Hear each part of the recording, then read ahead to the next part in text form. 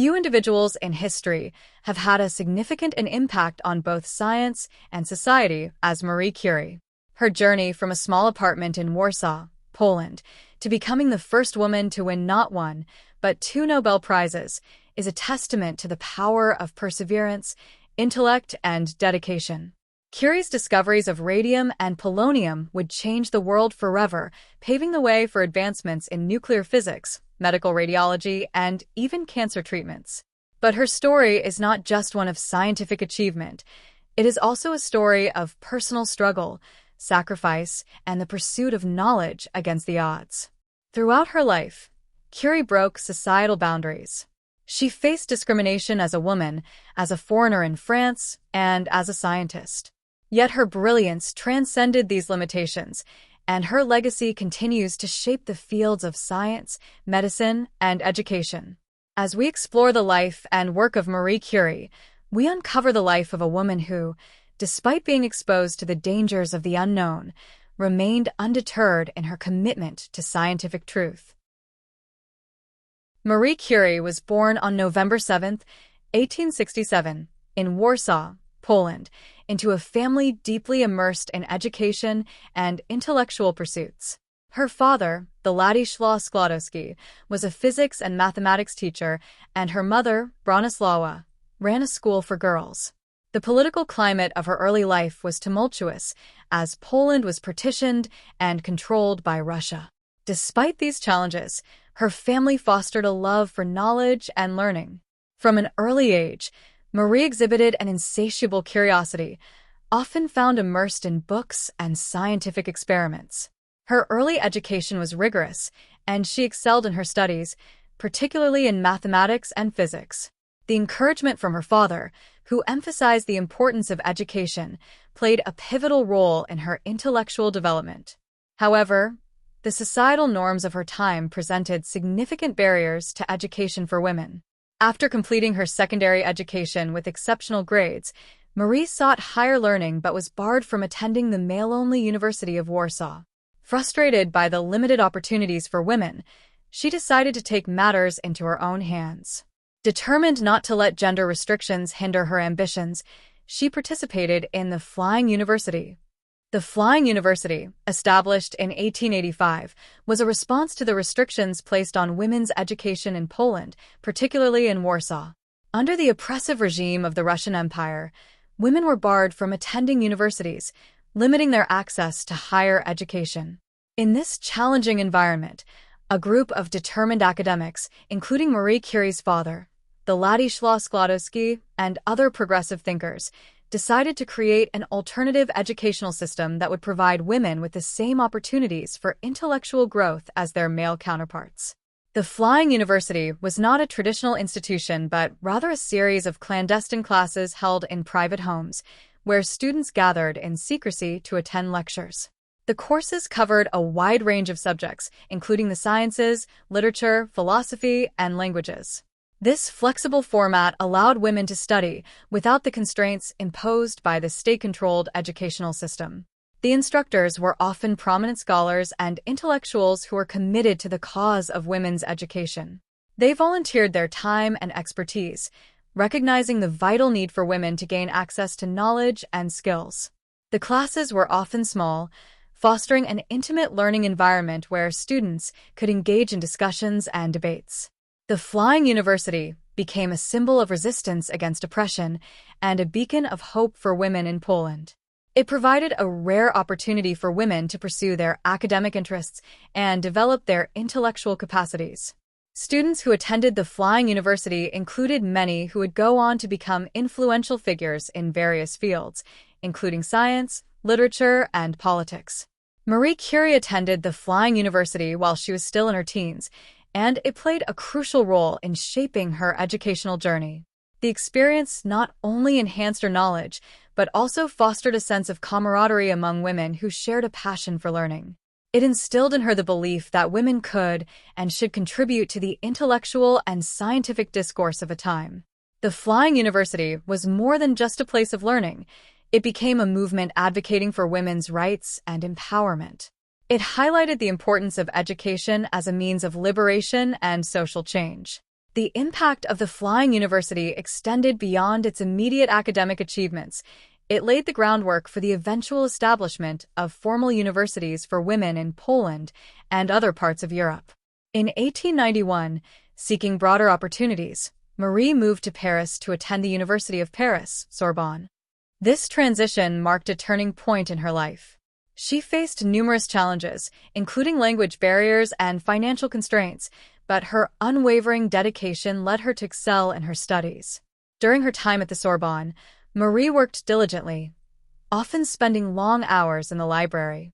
She earned her degrees in physics and mathematics in 1893 and 1894, respectively. The academic environment in Paris, teeming with revolutionary ideas and innovations, profoundly influenced her scientific outlook. To support herself during her studies, Marie took on various jobs, including tutoring and working as a governess.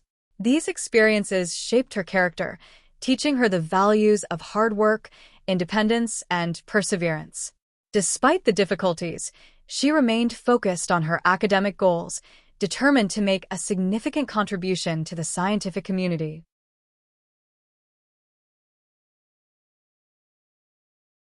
In 1894, Marie met Pierre Curie, a fellow scientist known for his research in magnetism. Their shared passion for science blossomed into a profound partnership. They quickly discovered a mutual admiration for each other's intellect and dedication. Their bond deepened, leading to their marriage in 1895.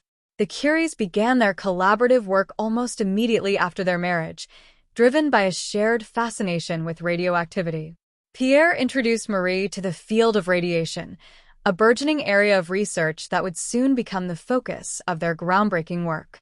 Marie's focus shifted to understanding the properties of uranium, which had recently been discovered to emit rays that could penetrate matter. Their laboratory became a hub of innovation, where the Curies worked side by side, often in difficult conditions.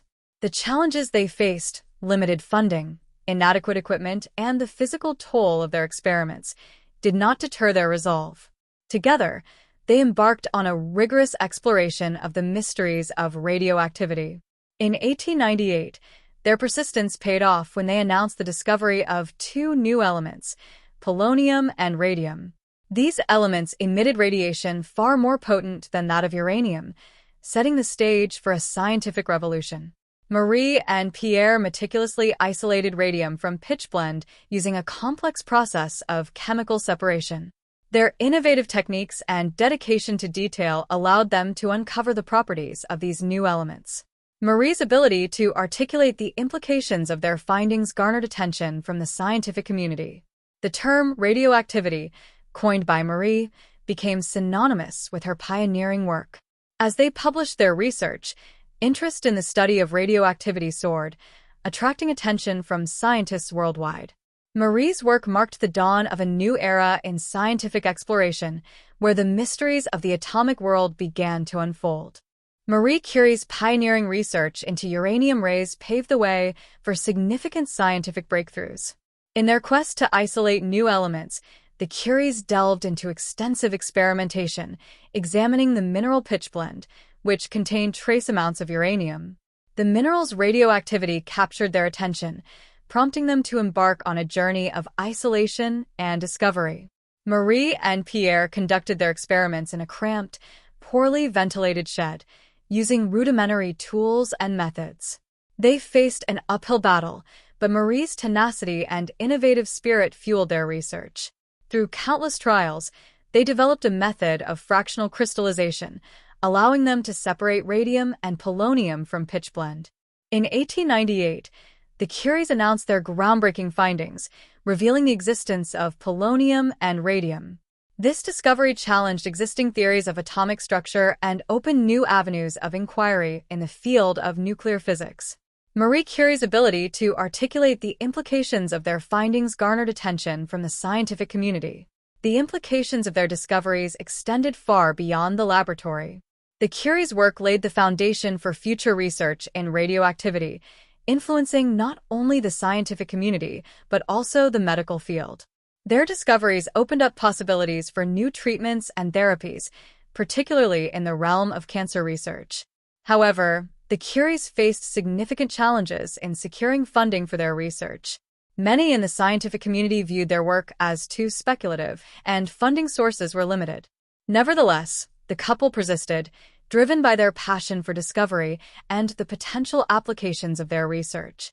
The Curie's collaboration became a model for scientific partnership, demonstrating the power of teamwork in research. Their work together showcased how their individual strengths complemented one another. Pierre's analytical skills paired with Marie's meticulous attention to detail. In 1903, Marie Curie and her husband, Pierre, were awarded the Nobel Prize in Physics alongside Henri Becquerel for their groundbreaking work on radioactivity.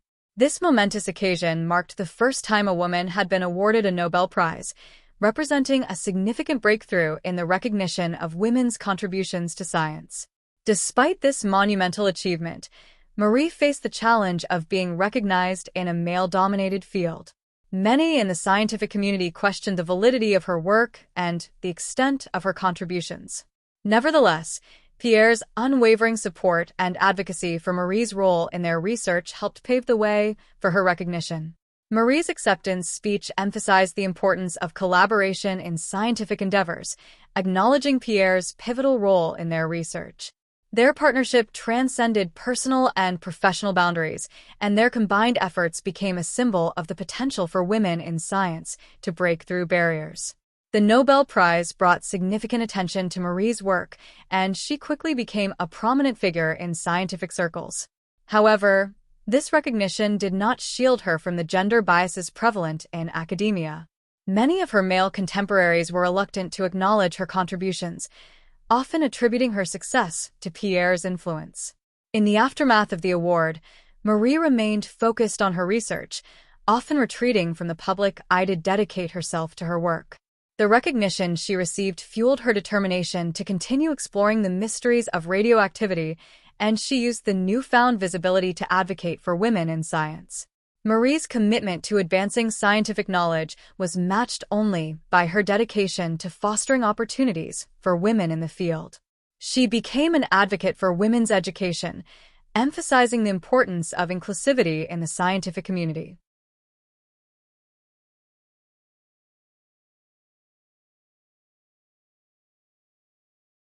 In 1906, tragedy struck when Pierre Curie was killed in a tragic accident, leaving Marie devastated. His untimely death marked a turning point in her life, both personally and professionally.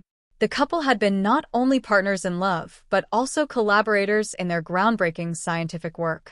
Marie was devastated by the loss, grappling with grief while navigating the pressures of her scientific career. Despite her heartbreak, she resolved to honor Pierre's legacy by continuing their research. The strength of her character shone through as she turned her pain into a renewed commitment to her work. In the wake of Pierre's death, Marie faced additional challenges as a woman in science. Many questioned her ability to lead their research independently, but she remained resolute. She took over Pierre's teaching position at the Sorbonne, becoming the first woman to hold a professorship there. This achievement was groundbreaking, shattering gender norms and establishing her as a role model for aspiring female scientists. Marie continued her research at the Radium Institute, which she established in 1914 to advance the study of radioactivity and its applications in medicine. The institute became a center of excellence, attracting researchers from around the world. Her dedication to science was matched only by her commitment to fostering a supportive environment for young women in the field. Marie's work during this period focused on the medical applications of radioactivity, particularly in the treatment of cancer. She recognized the potential of radium to combat tumors, leading her to explore its therapeutic uses. Her groundbreaking research laid the foundation for modern cancer treatment, highlighting the transformative power of scientific innovation. With the outbreak of World War I, Marie Curie turned her attention to humanitarian efforts, recognizing the critical role of science in addressing public health challenges. The war had devastating effects on Europe, with countless wounded soldiers in need of medical care. Marie's expertise in radioactivity positioned her to contribute meaningfully to the war effort. In 1914, She established mobile radiography units, known as Little Curies, equipping vehicles with X-ray machines to provide medical imaging on the battlefield. These units allowed doctors to locate bullets and shrapnel within wounded soldiers, dramatically improving surgical outcomes. Marie's innovation saved countless lives and showcased the crucial role of scientific innovation in humanitarian efforts.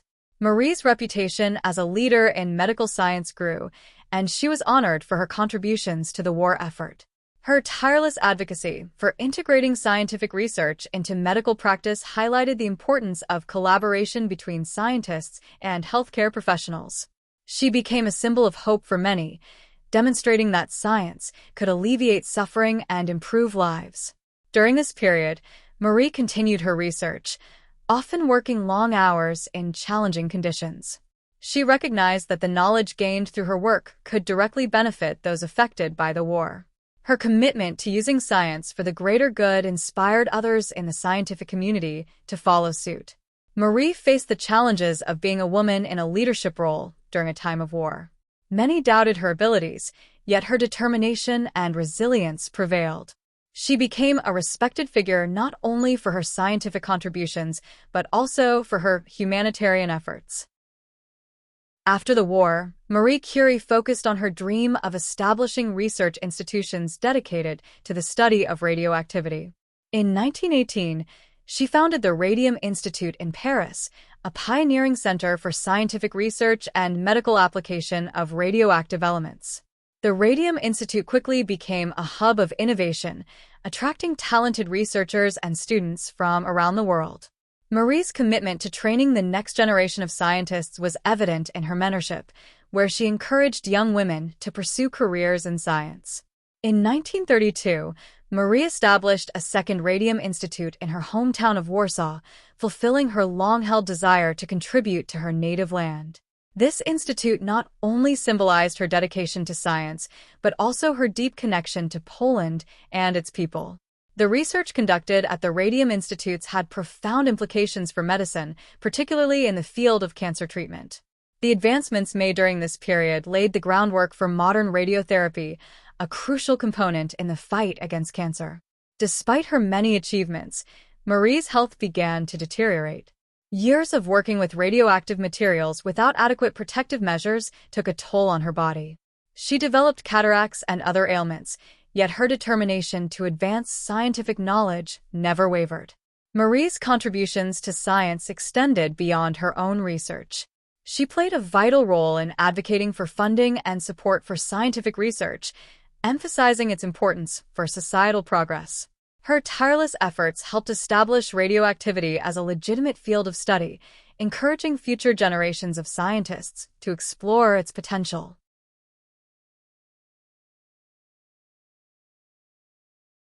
Marie Curie passed away on July 4, 1934, from aplastic anemia, a condition linked to her prolonged exposure to radiation. Her death marked the loss of a pioneering figure in science, yet her legacy continued to resonate.